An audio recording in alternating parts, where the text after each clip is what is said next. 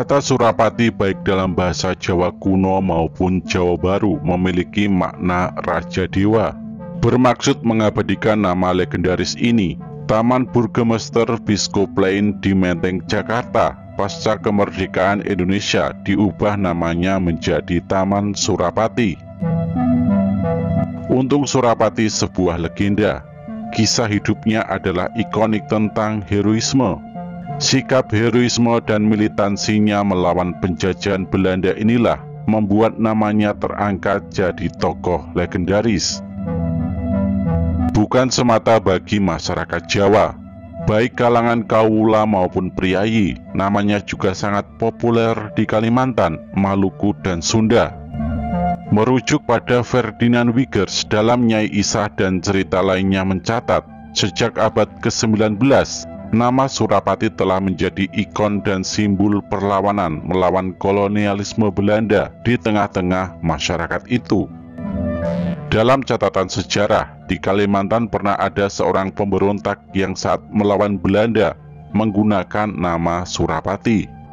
Juga di Maluku terdapat pula yang menggunakan nama Soripati. Bahkan hingga memasuki abad ke-20, di Sukabumi terbit majalah berbahasa Sunda yang bernama Surapati, sedangkan Veran Wordelix redakturnya juga menamakan diri Untung. Lebih dari itu, riwayat hidupnya bahkan menjadi lakon favorit dalam wayang krucil dan pementasan ketoprak di Jawa Tengah pada akhir abad ke-19 dan hingga era kontemporer sekarang. Pada tanggal 8 Februari tahun 1686, terjadi kasus pembunuhan Kapten Francoistek di depan alun-alun Keraton Kartosuro Solo. Jelas kasus ini sebuah peristiwa yang sangat menggemparkan ketika itu. Pembunuhan Kapten Francoistek merupakan salah satu peristiwa yang paling mencolok dalam sejarah VOC, ujar sejarawan H.J. de Graaf. Menjadikan peristiwa pembunuhan Kapten Tek menjadi satu lakon favorit dalam medium seni pertunjukan tradisional, tentu cukup subversif pada zamannya. Di balik kasus pembunuhan Kapten Tek itulah, nama Untung Surapati selalu disematkan sebagai terdakwa utamanya. Sekalipun di sisi lain, sumber lain sebenarnya justru mengklaim pelakunya ialah tokoh lain dan bukan Surapati. Popularitas Surapati di akhir abad ke-19 ini pula yang menjadi dasar alasan Ferdinand Wiegers saat memilih karya sastra Belanda yang hendak diterjemahkannya ke dalam bahasa Melayu lingua franca. Berupa novel dengan judul Van Slaat tot Vors, terbit pertama kali di Belanda pada tahun 1887. Ditulis oleh seorang penulis perempuan Belanda, yaitu Nicolina Maria Christina Slot pada tahun 1853 sampai 1927. Novel bergenre roman sejarah ini kemudian diterjemahkan Wiegers dengan judul Dari Budak Sampai Jadi Raja, terbit di Hindia pada tahun 1898. Novel ini bercerita tentang kisah Untung Surapati. Artinya, saat Christina Slot terinspirasi menuliskan kembali kisah hidup sosok dari Bali ini menjadi novel, dan Wiegers menerjemahkannya ke bahasa Melayu, maka mudah diduga cerita tentang hidup Untung Surapati sendiri telah melegenda jauh hari di Nusantara. Mungkin sebelum abad ke-19, nama Untung Surapati bahkan telah masyhur dan melegenda di tanah air, setidaknya di Pulau Jawa.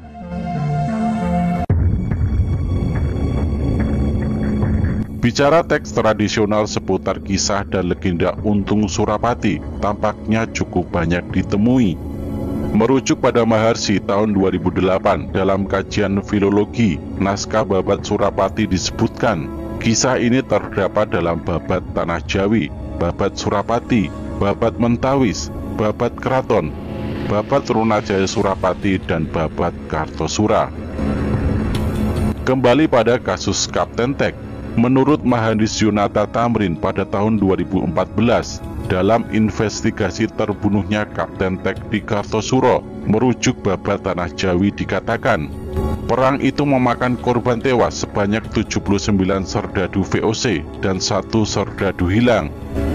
Sementara itu di pihak Surapati, sekitar 50 orang Bali tewas, sebanyak 20 luka berat, di mana 15 diantaranya akhirnya juga tewas. Masih merujuk sumber historiografi tradisional tersebut, Tamrin mengatakan Babat Tanah Jawi menulis nama Pangeran Puger adik Sunan Amangkurat II sebagai pembunuhnya. Atas perintah Sunan, Pangeran Puger sendiri membantu pasukan Surapati dan menyamar sebagai pasukan Bali. Konon Kapten Tek, perwira muda yang tersohor berjasa memadamkan pemberontakan Trunajaya dan Sultan Ageng Tirtayasa ini luka dengan 20 tusukan berat karena ditikam tombak pusaka Kiai Pleret.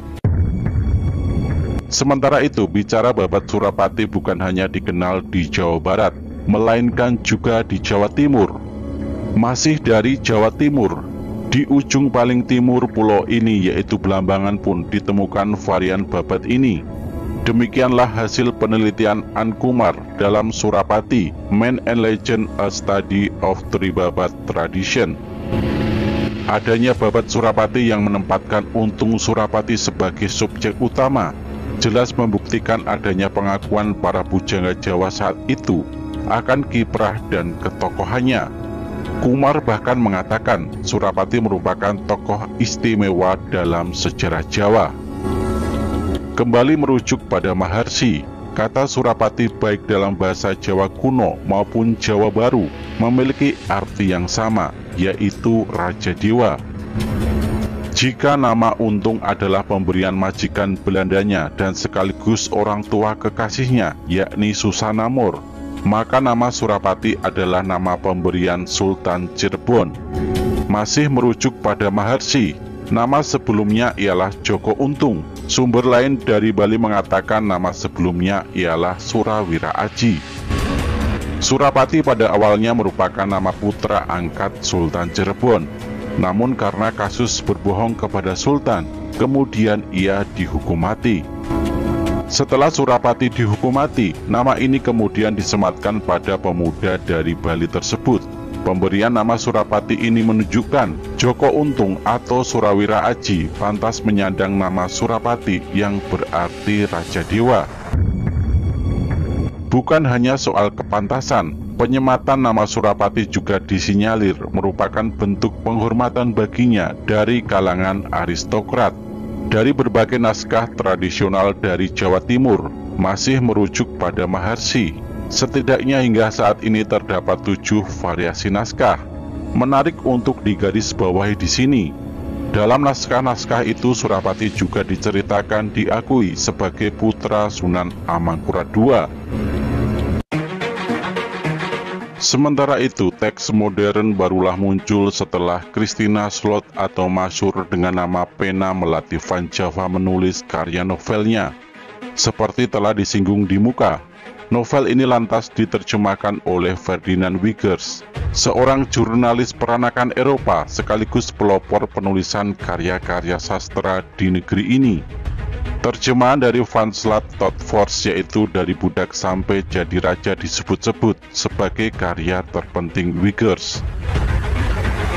Agung Dwi Ertato pada tahun 2018 dalam Pesakitan Abtenar yang jadi juru karang ternama, setidaknya memberikan 3 alasan mengapa karya terjemahan itu bernilai fenomenal. Pertama, Wiggers tidak memilih karya yang populer, baik dari sisi pengarang maupun dari sisi modus cerita untuk diterjemahkan. Yang kedua, isi dari cerita tersebut lebih dekat pada pihak pribumi daripada pihak kolonial maupun kelas menengah di tanah Hindia Belanda. Dan yang terakhir atau yang ketiga, pengarang cerita asli yaitu Melati Van Java hidup sezaman dengan Wiggers.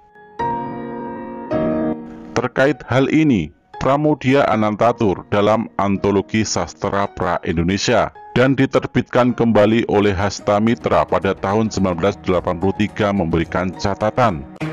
Terjemahan dari budak sampai raja dapat ditafsirkan sebagai pernyataan simpati pada tokoh legendaris Surapati yang konsekuen menentang penjajahan Belanda sampai akhir hayatnya. Selain Melati Van Java dan Wiggers, patut disebutkan nama penulis lokal, yaitu Abdul Muiz, antara tahun 1883 sampai tahun 1959. Terbit pada tahun 1950, dia menulis romannya dengan judul Surapati. Selang 2 tahun kemudian, pada tahun 1953, sebagai kelanjutan kisah Surapati juga ditulis sebuah novel lain dengan judul Robert Anak Surapati. Mengingat makna ikonik Untung Surapati sebagai simbol perlawanan atas kolonialisme Belanda dan sekaligus bermaksud mengabadikan namanya, maka Taman Burgemeester Biskoplein di Batavia yang sekarang menjadi Jakarta pasca kemerdekaan Indonesia diubah namanya menjadi Taman Surapati.